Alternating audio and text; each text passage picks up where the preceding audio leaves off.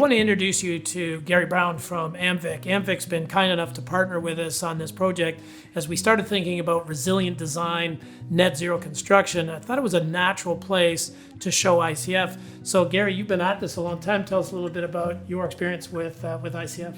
Well, thank you, Gord. I really appreciate to be here today. Amvic basically started our company 20 years ago.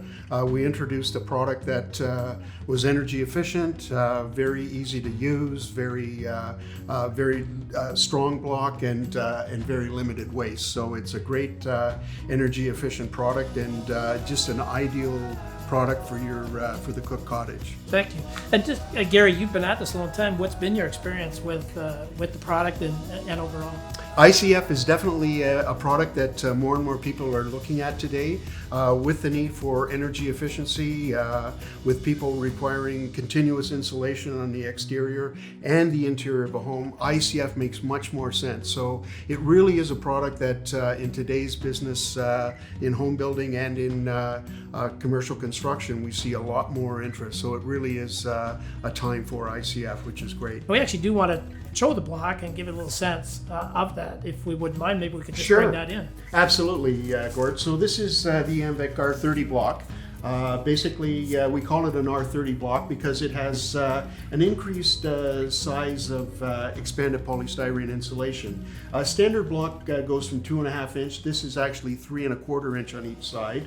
That in combination with the thermal mass of concrete, the air tightness of the wall, your exterior and interior finish, that's how we get an assembly value of an R30. The block is designed to interlock, so it's very similar to Lego. It interlocks as you stack it up. You brace the wall.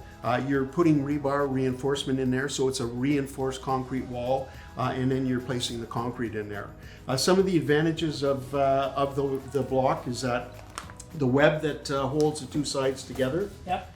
Basically, this also becomes your attachment for your exterior and interior finishes. The web will take 198 pounds of pull-out strength, so very similar to wood frame construction. That's roughly the same as wood. It is, exactly. So Certainly a screw, though, as opposed to a nail. it is a screw, yeah. We don't recommend any type of nailing, only a screw, because a nail could shatter it and it also could pull out. So it's definitely a screw. You'll see that the web also is conveniently set up for reinforced rebar, so you don't have to tie it in there. Okay. It sits in there just fine. So it's really an innovative product that makes life a lot easier for your foundation, for your walls all the way up. And the other advantage in today's environment is it's so energy efficient.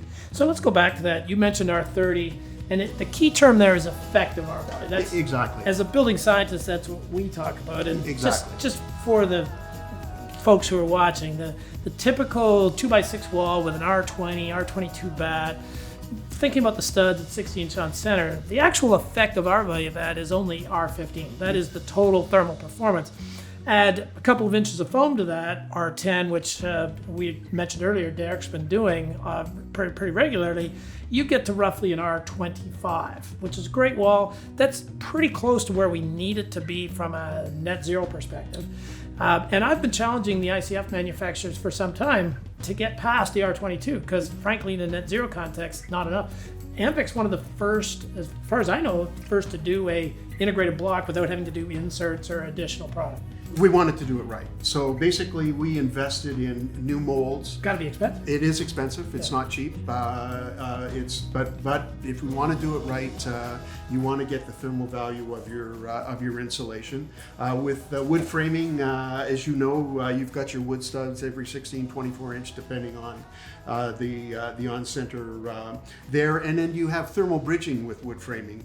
So today it is an advantage to put exterior insulation on. However, ICF is going to give you that exterior, continuous insulation, and interior. So it's a really, really effective way to build a wall today. So again, I want to go back at that technically, because you said 3.25, 3.25. So that's 6.5 by roughly R4, 4.2 per inch. Exactly, like yeah. So that's 24, 25. Yeah. And then you get it's not the thermal mass of concrete, but concrete, although it's limited, does have some R value. It does, yes. I think it's 0.083 per inch. Approximately. From a net zero perspective. As we move towards 2030, 2032, all net zero, the sweet spot for us is that 28 to 30. You pretty much, when you think about solar panels on the roof, trying to make a cost effective. So I really like the fact that Amvic has said, here you go.